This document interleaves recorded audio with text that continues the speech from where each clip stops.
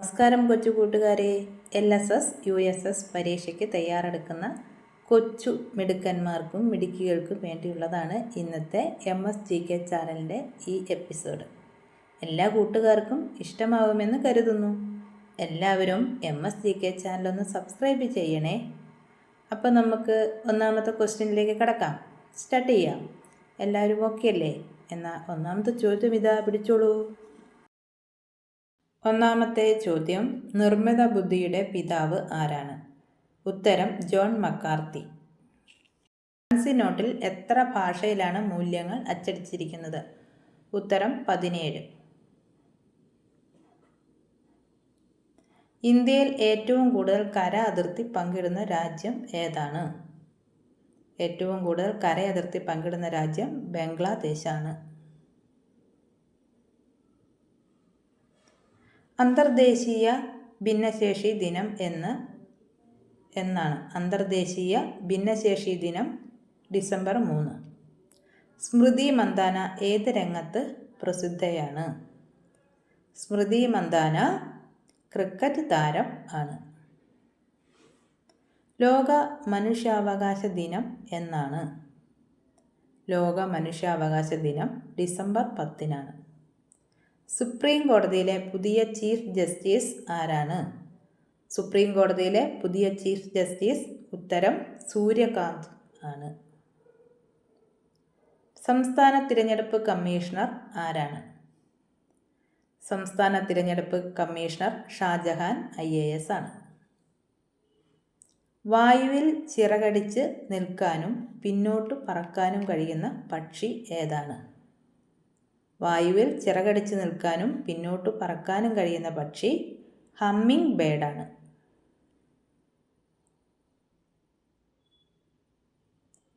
(2025) നഗരസഭാ തെരഞ്ഞെടുപ്പ് നടക്കാത്ത കേരളത്തിലെ ഏക നഗരസഭ ഏതാണ്?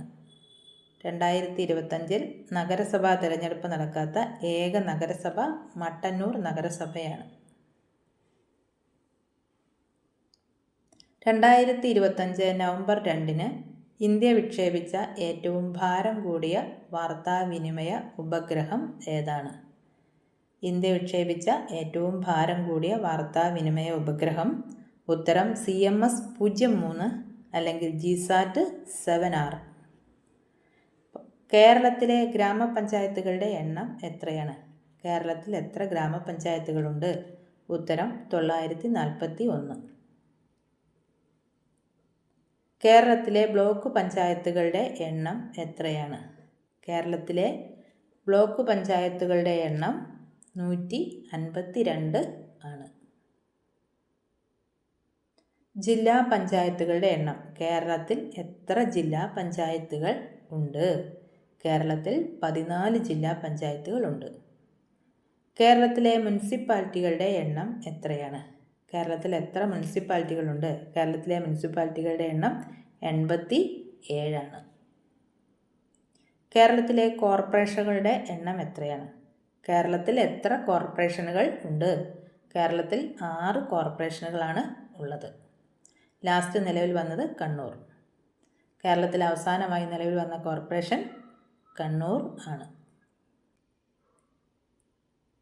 ഇനി കുറച്ച് മലയാളം ചോദ്യങ്ങൾ ആയാലോ? മാതൃഭാഷയുമായി ബന്ധപ്പെട്ട കുറച്ച് മലയാളം ചോദ്യങ്ങളിലേക്ക് നമുക്ക് കടക്കാം. ഒന്നാമതായി, പാവയൂണ എന്ന കവിത രചിച്ചതാരാണ്? ഉത്തരം VM ഗിരിജയാണ് പാവയൂണ എന്ന കവിത രചിച്ചത്. പാവയൂണ എന്ന കവിതയിൽ മീനുട്ടിയുടെ ഏത് സ്വഭാവത്തെയാണ് കാണിക്കുന്നത്? പാവയൂണ എന്ന കവിതയിൽ മീനുട്ടിയുടെ സമഭാവനയും സ്നേഹവുമാണ് ഈ കവിതയിലൂടെ നമുക്ക് കാണിച്ചു തരുന്നത്. നിദ്ര എന്ന വാക്കിൻ്റെ അർത്ഥം എന്താണ്? നിദ്ര എന്ന വാക്കിനർത്ഥം ഉറക്കം എന്നാണ്. അറിയപ്പെടാത്തവർ എന്ന വാക്കിന് സമാനമായ ഒരു വാക്ക്. അറിയപ്പെടാത്തവർ എന്ന വാക്കിന് സമാനമായ വാക്കാണ് അജ്ഞാതർ എന്നുള്ളതാണ്. കൂടുതൽ ചോദ്യോത്തരവുമായി അടുത്ത എപ്പിസോഡിൽ കാണുന്നതുവരെ എല്ലാവർക്കും നന്ദി, നമസ്കാരം.